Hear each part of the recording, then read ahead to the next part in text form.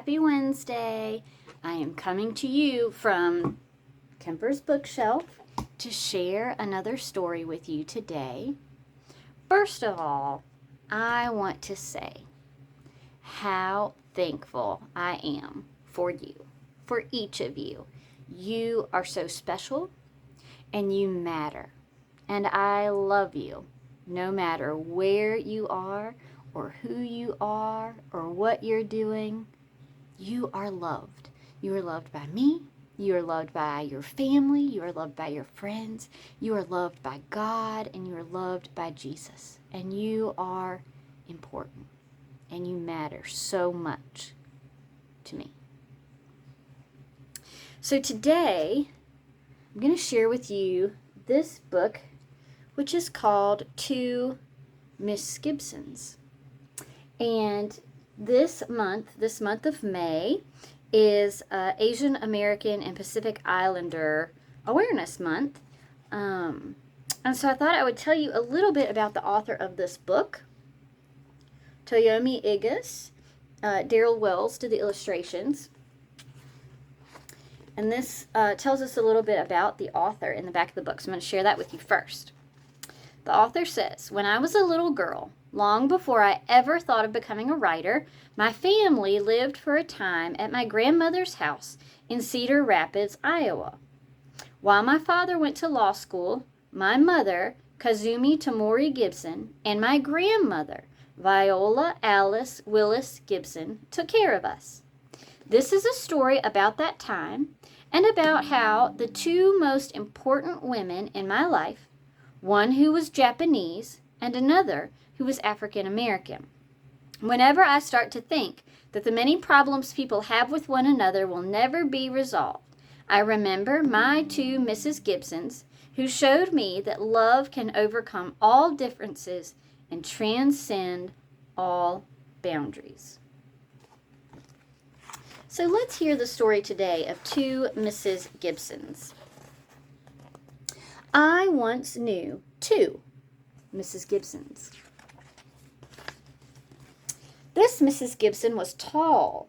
Her skin was the color of chocolate. She was born in America in a place called Tennessee. This Mrs. Gibson was small.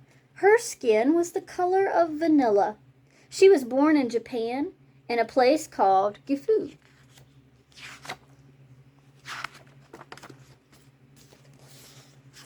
This Mrs. Gibson gave hugs that were like being wrapped up in a great big fat bearskin rug.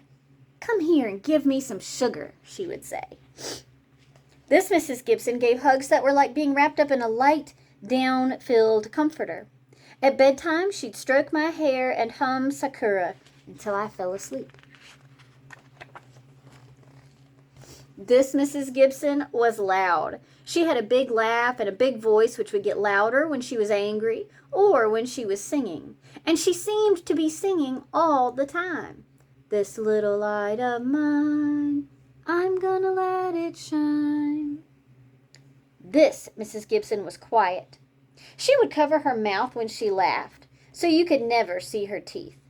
And when she was angry, she would get even quieter. This Mrs. Gibson had small hands that could make the littlest, prettiest strokes of a pen when she would write our names in Japanese.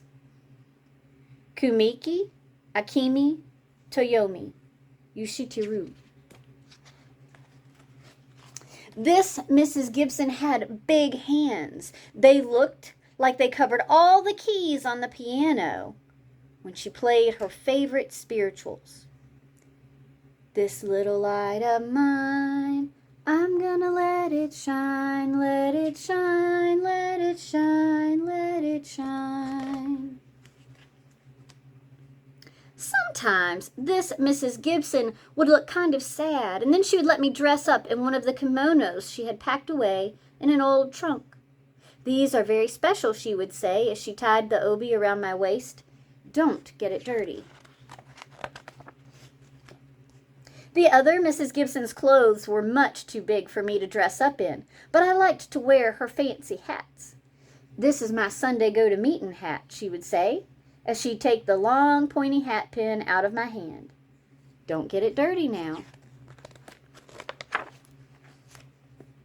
In the evening in the garden, this Mrs. Gibson would help me make magical lamps by catching fireflies and putting them in a jelly jar. They would glow, and then we would let them go. Later, after dinner time, this Mrs. Gibson would make more magic. Her hands would turn little bits of napkins into a whole flock of long-necked cranes. We would throw them into the air, where they would fly and then flutter down to the ground. Happy birds, she would always say. This Mrs. Gibson always had a pot of rice cooking. We would eat it with bits of meat and vegetables on it, with plenty of shoyu. Anytime we were hungry, she could take her long chopsticks and stir up dinner in the blink of an eye. This Mrs. Gibson always had a pot of greens cooking. Turnip greens, dandelion greens, mustard greens from the garden. Everything she cooked seemed to take a long, long time. This Mrs. Gibson had short curly hair that she would oil and braid up every night while she listened to the radio. She liked to braid my hair too, but she would always give me one big fat braid that would hang down over my forehead. I didn't like that braid, so I would go to the other Mrs. Gibson and she'd take it out. This Mrs. Gibson used to have long, stick-straight hair, but she cut it short and tried to make it curly. She said she wanted to be more American.